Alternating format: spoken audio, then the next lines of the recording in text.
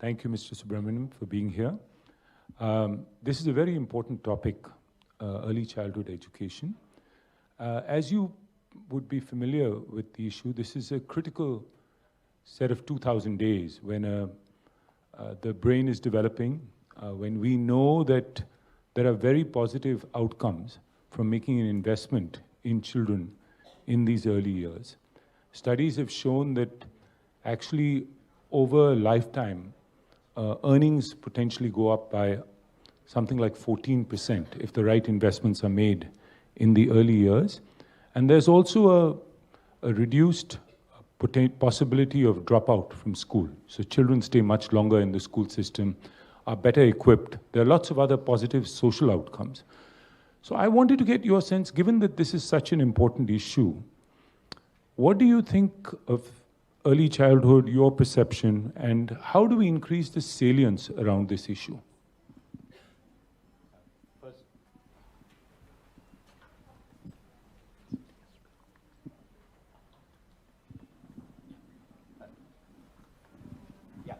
I hope you can, I think you might just switch this in a bit. Yeah. First, let me thank Rocket Learning for calling me over. I'm very happy to be with all of you today. Education has been my first love. I think I've spent about 6 years of my life in this area. It's just unfortunate that over the next 20 years, one didn't spend much time in that, but maybe in my current position, I'll be able to devote some more attention back to it. We're just coming back from a massive presentation yesterday to the Prime Minister. We sat there for 8 hours, you can see in the newspapers everywhere. And let me tell you, among the many things that were discussed, right up there was early childhood education. And it was bang in the middle, and given that there were about 500 areas in which government needs to work to prepare for 2047, we had time to present about 30, 40, and this found place in that. So that actually shows the importance of early childhood education. I think the system realizes that. Now let me just go back. You see, let's go back to our own traditions, our history or whatever. You know, I mean, in many parts, look at our own Vedic culture, the people who actually studied the Vedas and all that. We forget that this was an oral tradition. For about 2,000-3,000 years, they were actually not brought down in writing. And in fact, why you call somebody a Veda Purush is because, you know, you go to a god and pray, or if you want, you can pray to a Bible or a Gita, but if you wanted to say Namaskar to Vedas, there is no book, so you pray to the person or touch the feet of the person because the Vedas are in his head. And it was an oral tradition that was passed down. And why I'm coming to that is, how did they manage to memorize this voluminous stuff and continue to pass it down generation to generation, even till today? It's because that stuff was begun very, very early in life. So in a way, there was an elementary form of early childhood education happening long, long ago. These were children who would be actually brought into learning these things at ages as young as 2 and 3. Even now, I have seen kids at the age of 2 and 3 who can recite immaculate Sanskrit verses, not just a sentence or two, but can actually hold forth for 20 to 30 minutes reciting stuff. That actually shows how much actually the brain grows in the early years. And I think that I'm just bringing that. Not everybody was part of that. It was probably limited to a small class of people. But the point is, it shows the capacity of the human mind and the amount it grows in the first few years if it is adequately nurtured. And I think this is important. And the other thing is, what I'm recalling from tradition, anything that is imprinted at that age in your mind, I think in your last days when you're actually leaving this world, if you're asked to repeat something, it actually comes out. Because that's something which gets implanted probably at the most subconscious level in your mind. And I think that shows the importance of actually focusing on teaching and learning very, very early. I think caring for children in this age group 0 to 6, and I think that's what we are focusing on, has been something which has been recognized now for 30, 40, 50 years. That's why you have the ICDS program, first on a trial basis, then expanded all over the country, and then, they're there, or 14, 15 lakhs of them, 14.5 lakhs. But the problem has been, and I recall long, long ago, 2025, so the ICDS program had 5 or 6 components. It had supplementary nutrition, prenatal care, antenatal care, immunization, and one of them was early childhood education. Over the years, it just got degenerated into supplementary nutrition, because of some emphasis on healthcare. So the pre and postnatal healthcare and immunization got emphasis. But the early childhood ECE part completely got lost. And I think that's one of the tragedies of the ICDS system in India, that the ECE part got completely ignored. Anganwadis meant kitchens. And then what happens is we actually went on to include midday meals in schools. So Anganwadis and midday meal schools became nothing but soup kitchens, and the basic primary purpose. And when you actually added a helper, the helper's job was actually to focus on ECE. The helper also became an assistant to the main cook. So the Anganwadi person is a cook and the helper is an assistant cook, or take care of these children. Some toying, learning material, all that, etc. I think to that extent, I think we have drifted from what it is. And I've told you the importance, and I've given you a very a good example. I mean, of how, in our own culture, civilization, investing on children very, very early on in life actually helps a lot. I mean, Adi Shankara took sannyasa at the age of 6. I mean, and by that time he had mastered a lot of the scriptures. So it actually shows how much you can actually imbibe that early in life. Now, of course, there could be something about the individual, his own purva karma or whatever, but the fact is, I think it's good that we are gradually coming back and realizing the importance of this. And to that extent, I think the Department of Women and Child has been promoting this Poshan Bhi or Padhai Bhi. I think that's a very good step of actually tilting the balance back. I'm not being critical of what's happened. I think maybe we needed the infrastructure. Anganwadis didn't work well. They've got that now. A lot of them have buildings. So I think we have built the physical structure. We have built the physical capacities. A lot has happened. And I also understand the emphasis on nutrition, because that's another area we have not been performing well also. So let's be very clear. If that's one score on which India has actually had problems globally, and there are issues about, is the measurement right, is the benchmark good for Indian standards, there are multiple views. But that's been a problem, so I think the emphasis for Poshan is very important. But I think this emphasis on Padhai is actually tilting the balance back in the right direction. I think the balance shouldn't be either way, it should be somewhere in between. The other problem which I've noticed, and this actually came out in our preparation for whatever we're preparing for 2047, just I'd like to make 2 or 3 statements before I come to that. Firstly, if we are going to be a developed nation, we are a youthful nation also. We are about 29 years average age. We will be about 39 in 2047. All this looks nice. We are the largest working age population in the world, and for the next 20 years we will be. So India and Africa will be the dominant suppliers of manpower or labor force for the world. But the other important data point we forget while saying this is, the people who are going to be the working force in 2047, 90% of them are already born. They already are in this world, except those are going to be, if you look at a cutoff age of, say, about 20 in 2047, the remaining few, are going to be born in the next 3 years. So they're already here.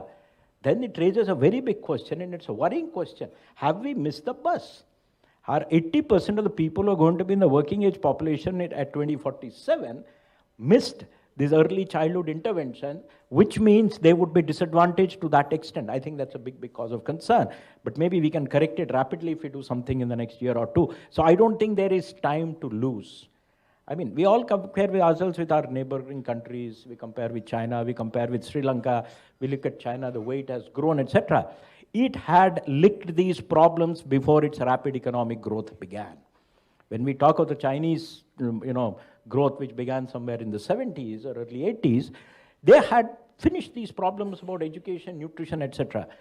We are actually trying to do that without having resolved these issues, and I think this is going to be a big, big challenge as we go forward. And if there is one thing that is going to pull back India, or the biggest challenge, is lack of quality education and skilling. And the base for that is actually going to come from early childhood education. So I think we don't have time to lose. And coming back to early childhood education, one of the things we are looking at, and I think that's important, is are the people who run our Anganwadis, there are about 14 lakhs of them, which means there are 2 people in an Anganwadi, that's 28 lakh. are any of them equipped to provide early childhood education? I think that becomes a fundamental question. You know, we've seen this struggle in primary schools that, you know, what joyful, playful learning, and then, you know, UNICEF promotes it, then the government has also done a lot of that, etc. It seems all okay for classes 1, 2, 3, 4. But the joyful learning actually has to wither away after you're in class 6, 7, etc. We have not found a mechanism to crack it at the senior levels. And I think similarly, how are we going to do it? So I personally don't believe that the existing Anganwadi workers are actually capable of providing early childhood education. I mean, Niti's recommendation is actually to create a cadre of early childhood educators. And we need to do that right across the system.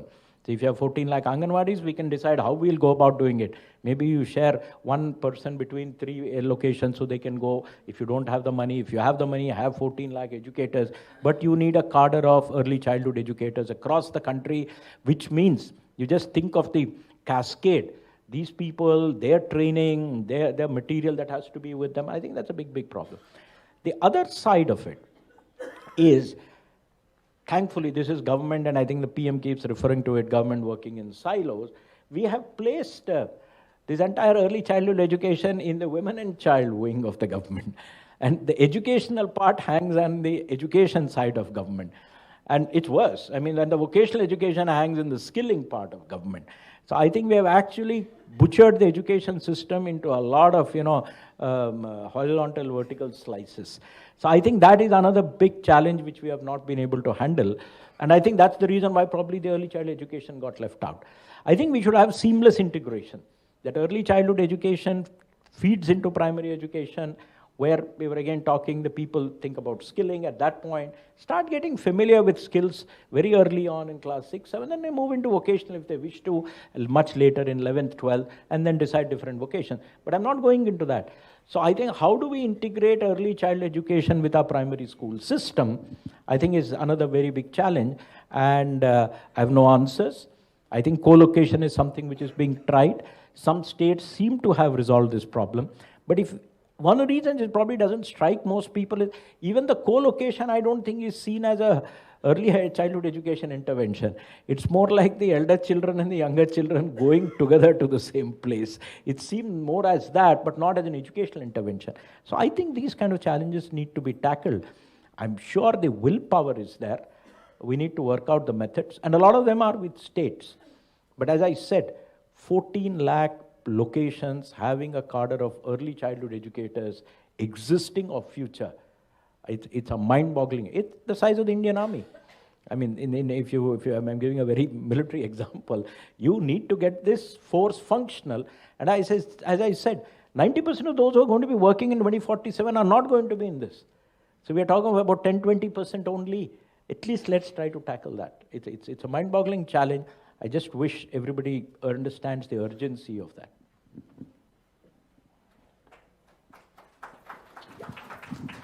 Thank you so much. I think it was very comprehensive as you laid it out. Rocket Learn, did some deep analysis into looking at the budget, and what we found was that the Ministry of Child and Welfare spends about 20,000 crore a year on early childhood. Another 10,000 crore or so is spent by the states, and about a couple of thousand crore is spent by the Ministry of Education. So in total about 32,000 crore. We spend about 7.5 lakh crore in education in total. So we are spending about 4% of our education budget, even though these are very, very critical 6 years, 3 years, whatever you may want to call it. The stated objective is that about 10% should go there. When we evaluated other lower middle income countries, what we found is about 6% is being spent by other lower middle income countries. So our sense was that we are underinvesting. We're not even saying we need a bigger budget for education, but even within education, as we reallocate, we need a bigger reallocation for early childhood education. And as you pointed out, sir, I mean, we have done a great job with coverage. We have 14 lakh Anganwadis, we cover the whole country. We have 28 lakh workers between the Anganwadi worker, the helper. If we were to add this special cadre, and we have about 40 million children coming into the Anganwadi system, So one would need about 14 lakh workers as educators if one were to just use a crude ratio of about 25:1, which is a normal ratio for an educator. So this would, bump up the budget, but it would mean a reallocation within education. So how do you suggest we, advocate for this? You're in the seat where you could do it already, so that this happens sooner rather than later. Because as you're saying, we're losing time. If we don't do this in the next 2 or 3 years, we're going to leave another generation who may not succeed, as we go ahead. So this budget question, if you can answer it, and specifically this issue of the separate cadre that you talked about. Okay, I wanted to mention another point, why this is important, and then I'll try to challenge that. The two parts, number one, we have another problem on the Indian, overall demographic and, what's holding back India's growth, if you can say. We're growing at 7%, pretty rocking good pace, but it could be 9. And the other is that China grew at 10% per annum consistently for 30 years. So if we actually need to replicate or better that performance, we need to be. So our goal should not be happy with what you are. And there are a lot of things that contribute to performance. One of them is actually the number of women who participate in the workforce. And India's figures are not something to be proud of, I'll put it. So, and among many things that hold back women, apart from being having spaces which are, gender friendly, secure. One of them is household work and taking care of children. I mean, even in Western developed societies, the dropping out of women from the workforce happens in the childbearing years. And then when they come back, then they've lost out a lot. The best countries, which have highest women participation rates, take a lot of care of young children. The Nordic countries, the Denmark, Norway, etc. So I think, there is another angle to this ECE part from an economic point of view, that it liberates women, enables them to work, creches. Creche is nothing but an Anganwadi in a different form. You can do all other activities there. So I think that's there. And so coming back to your question, I have a different way of looking at it. I'm just going back to what we were all discussing a while ago yesterday. India's strength is its demography. And that's what the whole world is talking of. I think the interest in India, apart from everything else, is this is where the manpower is. A data point, China's population in 2100 is going to be 525 million, 52 crores, which is a fall of 90 crores from today. That explains their urgency in trying to resolve their problems quickly all around. So the movement out of China, whether geopolitics is in their favor or not, is irrelevant. It has to happen because they're going to run out of people. And this is the only place where people are going to be there. So I think this is there. So the issue here is, if we want to leverage our demography, we need to invest in people. And investing in people means what? Investing in education and skilling right across the spectrum. If I was asked, forget everything, you have a very small pot, not a very big pot, where would you put your money if you want to make India developed? I'll say put it in the people. The rest will happen. I mean, that's it. And what does it mean? That means more early childhood education, but it also means more schooling. It also means more colleges and more vocational center. There has to be a massive expansion. We have seen the numbers. 25% of Indians in the age cohort go to the higher education system. I mean, we are not talking of Korean levels of 75%, but even if you want 50% to go there on a slightly enhanced base, we have about 4 crore students in the college system, it has to go to 9 crores plus. It's more than a doubling. The same thing, it's much less on the primary school side, probably we have enough schools, but at the secondary school side, there has to be a 70% or 100%. That doubling is needed there also, if you want to see that your workforce is actually well educated. So I think there is going to be a demand on resources right across the spectrum, college, university, higher secondary school, and ECE. I'm leaving out primary and middle schools, presuming we have enough of them. But I think we need not be very miserly when we look at it, because these are one-time investments, and these investments are going to pay off, and I'm not going to quote studies or whatever. They're going to pay off, and the payoff is visible in large parts of India, wherever these kind of investments have been made. And these are going to be 20, 30 investments. After which there is going to be a shrinkage of all this. You go to Kerala, you're shutting down schools, you're shutting down, because there are not going to be enough people. It's going to happen in India also. I mean, I had my colleague, Education Secretary, speaking a little while ago. I mean, one of the big things they are looking at is consolidating schools. Having these, average size of Indian schools is 20 to 25. There's still 20% schools with a single teacher. These are not viable schools. So I think, you put busing or free transport or whatever and merge schools, etc. And then you learn larger schools with 2,000 to 3,000 children, more students, more faculty, and then a better teaching learning experience. So you work backwards, you will need resources down the system. And I think it's incumbent on government actually to bump up.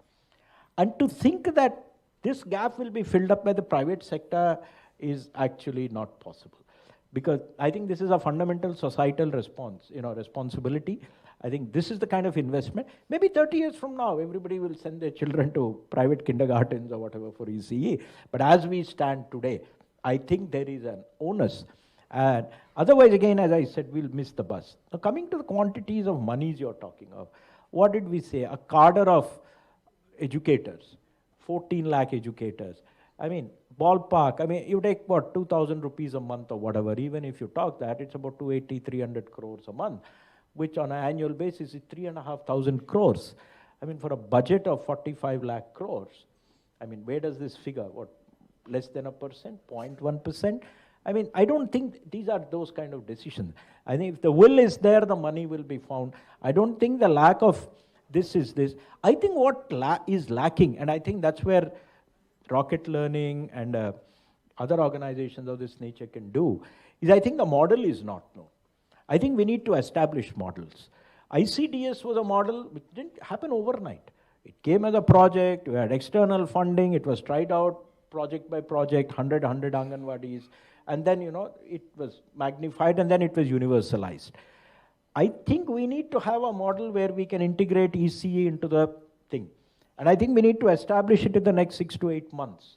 So that come 25, we are able to then push the big idea through into the system saying that, look, we need to universalize it. I read the data, and this was all in preparation for yesterday, that you have the Saksham Anganwadi program. What are we talking of? 2 lakh Saksham Anganwadis over a period of 5 years. But look at the number of Anganwadis. And Saksham Anganwadis, in a way, meet some of this thing. But by the way, while Saksham Anganwadis are talking of LCD screens and, teaching learning material and all of stuff, there's no extra manpower going in. And I think the key intervention is these people who have to teach. Because teaching is fundamentally, you can have education under the tree outside. You don't need a classroom, Again, I'll go back to, what was Shantiniketan about, teachers and students. So fundamentally, a classroom experience is not classroom. It's just two people who are involved, the teacher and the student. Same with ECE. It doesn't matter how fancy your surroundings are. So, but we are trying to tackle 2 lakh Saksham Anganwadis in 5 years. I think we should have 14 lakh Saksham Anganwadis in something like 2 years if we have to make sense. Because as I said, otherwise the results are going to be very, very late. So I think there needs to be a massive scaling up. But the second is, how do we get these educators? Where are they going to come from? What kind of skills can we upgrade in our existing? What would still be missing, which we have to then induct from outside? I think we need to quickly establish models. So I think a good way forward is that every state in the country, the action is in the states. It's not in Delhi. Delhi means Government of India. So I think we need to quickly work with a couple of states, or all states if possible, identify models which work in that particular state, because states have different administrative structures at the bottom. Some have strong panchayat, some don't have strong panchayat. So we get that right, and then we explode it across the country. I think that's the only way forward. Getting a buy-in from our leaders is not the most difficult part. Getting a buy-in from finance is not the most difficult part. You have to have credible approaches, which will then get financed. I think the problem is lack of credibility.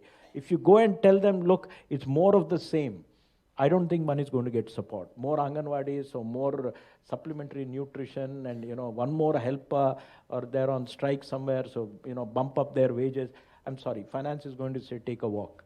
I think what's needed is figure out new ways of doing the same thing better, demonstrate the goals, demonstrate outcome, and I think the money is going to come in. The numbers I've just calculated. I mean, that's it. I mean, this is, and by the way, a lot of states, I mean, have invested this. I have seen changes. I went to, say, 2 years ago to Guntur in Andhra. I'm just taking a name. It could be another place for some reason. A tobacco board or something is there, as in commerce. And then you suddenly notice 2 or 3 things. There are no children on the streets. This was not a India of 30 years ago. You always found children playing in the streets in daytime. What is it? That means they're inside some classroom or Anganwadi or wherever. I think that's pot-bellied children have shrunk. There is no denying that. And the third and most important thing is the cities are clean and whatever. So a lot is happening by urban development and all that, that's fine. But I think it's clean also because the population there has stabilized. You see, one of the reasons our cities look bad because they get overwhelmed by population growth, which is basically migration.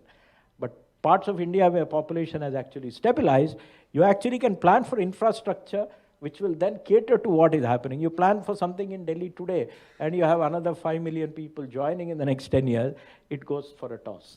So I think there is going to be buy-in from state. I mean, look at this kind of money. What have we just calculated? We calculated something like, 3,500 crores, 30 states. 1 0, sir. No, doesn't matter. Maybe, but still, it's a small number. Yeah, but I'm sure if you look at it at state level, it's another thing. We have grown in size as a country. In 2004, the union budget, the government of India's budget was 5 lakh crores. Last week, Maharashtra presented a budget 6 lakh crores. I mean, what Maharashtra presented as a budget 10 days ago was the national budget in 2004. How much have we grown? I mean, in size. So, finding these kind of little amounts is not the big thing. I completely agree with you. And you mentioned, we need evidence. So there is an RCT, a study that was done, in fact, in Tamil Nadu, because they had put an additional worker. And I think that showed fairly strong improvement in learning outcomes. We just had a discussion in the state of Punjab. Mr. Kundu was talking about the fact, because they made an investment in Punjab a little bit earlier in terms of putting in Balvatika, and this basically giving children proper early learning, as opposed to, as you mentioned, in the current model, the Anganwadi worker may not be equipped, is busy, etc. And he was sharing that actually children in class 3, who are children who've gone through that cohort, are now at their reading levels are comparable to children in class 6, who had earlier gone through, were part of a cohort that had not been exposed to this early learning. So we have some data points from across the country that suggest that the model is a fairly simple one, which is you just need that dedicated resource that we need to put, as you were saying right at the outset, that we need to put in place.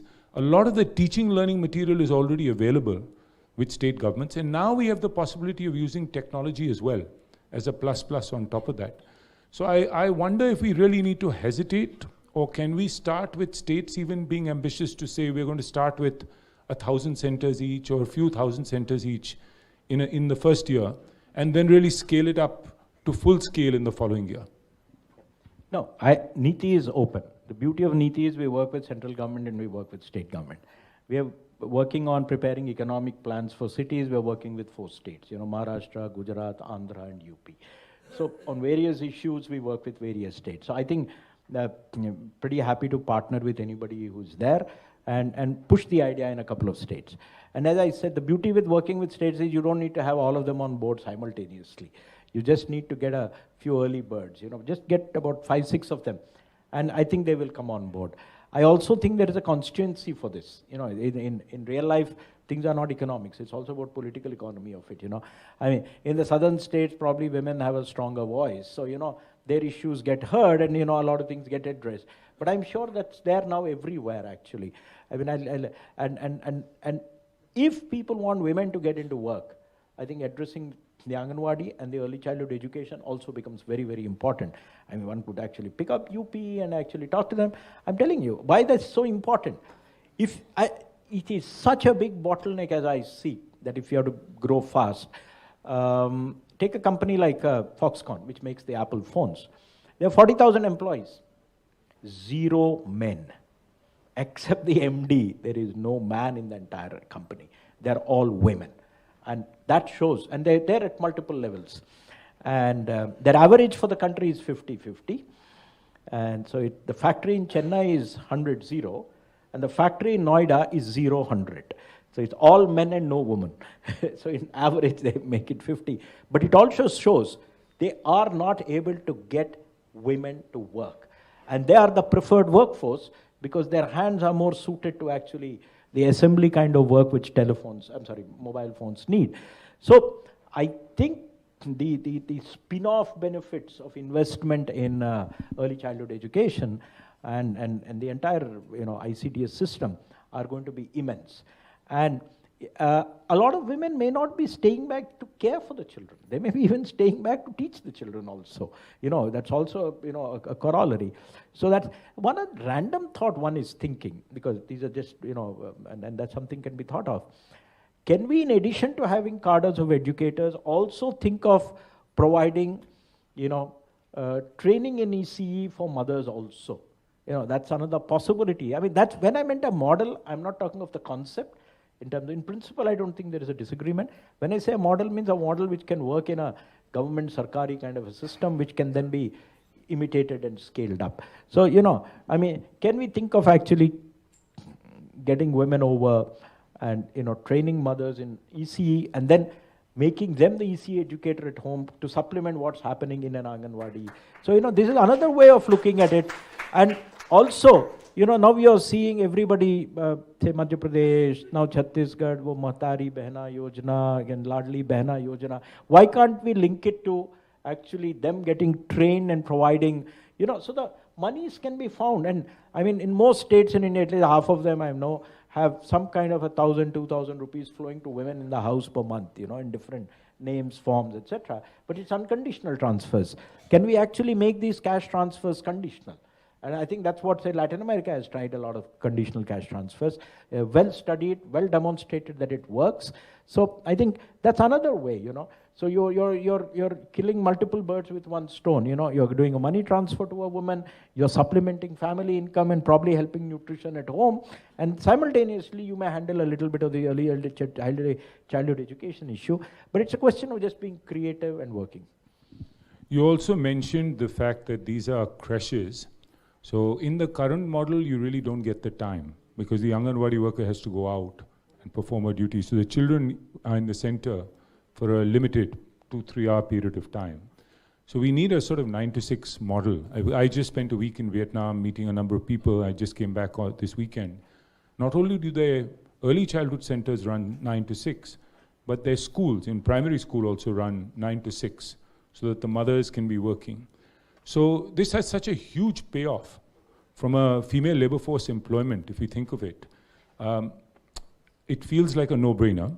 In terms of the employment, this cadre that you were talking about, does it make sense also to think about this cadre differently? Because it's often young women who will be the best at working with these young children. So as opposed to a permanent cadre, think of this more as like an apprenticeship. I mean, we already have Anganwadi workers who are not permanent workers. But sort of an aspirational role where someone comes in for 3 to 4 years, performs the role, and possibly moves on, but they're excited, they're a community mover and shaker, they belong to the community. And now we have an educated base of women who have completed high school, who would be more than willing to perform such a role at the kind of wage that you were talking about. It's well above the market clearing wage in many of those areas. So now I am just shooting in the dark, but these are all ideas, and I'm sure solutions can be found. And a couple of things. And we struggled. I used the word cadre here, but when it was presented yesterday, we didn't use the word cadre. It was struck off because cadre connotes regular government cadre of employees who want lifetime employment, promotions, etc. So I don't think that's the idea at all. Let's call it educators and leave it at that. Now, the question is how are you going? That's why I meant a model, because I think this model is going to be varying from location to location. Firstly, one big challenge, which I'd like to outline before I go into that, is your Anganwadis cover about 8 crore children. and there are about 10, 11 crore children in that age group. Basically, urban India is left out. So, 10% of your Anganwadis are in urban India, 40% of the population is urban. And by 2047, we are talking of, 60% of the population is going to be urban. And we don't have a model for urban India. We have this old concept, mere desh ki dharti, and everybody lives happily in villages, that Naya Dor, Dilip Kumar, and whatever. So we think that's what India is. It has changed. It is no longer that. So we still think everything is provided. So, my own service actually has very few answers to the problems of urban India, because the normal societal norms, structures, working habits, they're not there. They're very different in an urban setting, and we have not really cracked the nut here. So I think, that's one very big challenge on the ECE side. Two, the second thing is, I think there is no harm in copying other countries, however small or irrelevant we may think they are. Vietnam is a good example. I would say even Bangladesh is a good example. In areas if there's something to learn, I think that's been the greatness of India. Learn the right things from everybody. I think maybe you need ECEs and schools close to workplaces so that women can actually come.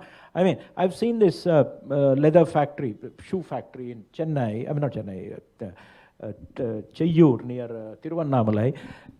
It's a Taiwanese company, and they make 1/3 of the shoes of Nike around the world. And there are 4 locations they work. One of them is in Tamil Nadu. And they have 33,000 employees, and they run about 10 creches in the campus. The men come, drop the children, and the flip side of that, there are no women working in the fields. And because paddy cultivation requires women because there's a certain role, there's no cultivation going on anywhere. So be it. It's anywhere dry area. It's not a very irrigated area. And all the women are there. They live in their villages. They're bused to this place in the morning, leave the kids in the facility, do their work, go back, earn an income much above the minimum wage. I think, and they don't even open a new plant next to the old one, because they've exhausted the female force in that radius.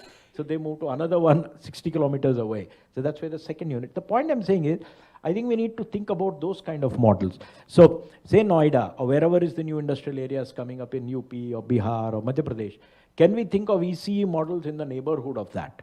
And these are going to be mega. They're not going to be villages with 30 kids and 15 kids. That's the size of Anganwadi. You're going to have 30,000 women working there. You're probably going to have 5,000 children also there, We have the capacities to handle that. And that's how the Chinese have done it. And that's how the Vietnamese are doing it, as you said. So I think we need to think of that. And the other thing is, who is going to be this group of educators, which is the point you raised. I think we need to be creative. You're right, there's a certain age group. You see, unfortunately, labor markets in India are not so well developed that people can, move into and out of labor forces or actually go into multiple jobs. So what happens is it creates its own perverse incentive. Somebody joins it at that age, you said, but you want to quit that at 30 and move into something else. We do not have a market which absorbs these people at 30. But I'm hopeful that as India industrializes more and we have a growing service sector, maybe that's the other way of looking at it. Suppose you've got a lot of young people who are willing to do this work, say, for 5 to 7 years, and they're going to work at the wage levels you're talking of. They're also provided some separate skilling for their own future, say, when they're 35 or so. I think that's like the army does for its soldiers. So we need to find an exit path for them, and I'm sure they will be quite useful in society. They could become caregivers for senior citizens. That's another cadre we don't think of. In 2047, India will have 35 crore people above 60. So that's the other big challenge. So who knows, they could be trained. So the same person who was caring for children early on could also become a person caring for older people, adequately trained. Yes. And I think this role, if it's a 3-4 year role, could be a pathway, because it gets the woman out of the home, establishes the norm of she's working, which is very important, and destroys this myth that she shouldn't go outside the home, and then may end up anywhere, caregiver, factory, office, any other role going forward. I just wanted to quickly summarize and then get your reaction to it, because we only have 3-4 minutes.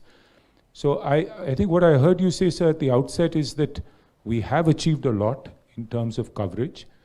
It is critical now for us to act, because in light of 2047, We can't lose time. This is urgent. We do need potentially a separate set of educators that we need to look at. And that needs to be a large force of possibly 14 lakh, maybe less. We need to figure that out. We need possibly 3 to 4, 5 different models, because depending on the physical area, the state, the labor force in that area, there may be different models required that we need to experiment with. We need a somewhat bigger budget. Our estimate is that the 32,000 crore probably needs to go to 50 to 60,000 crore. If we were to add this educator force, look at urban centers, because we are underinvested in urban centers, as you pointed out earlier, and we need a different model for urban India.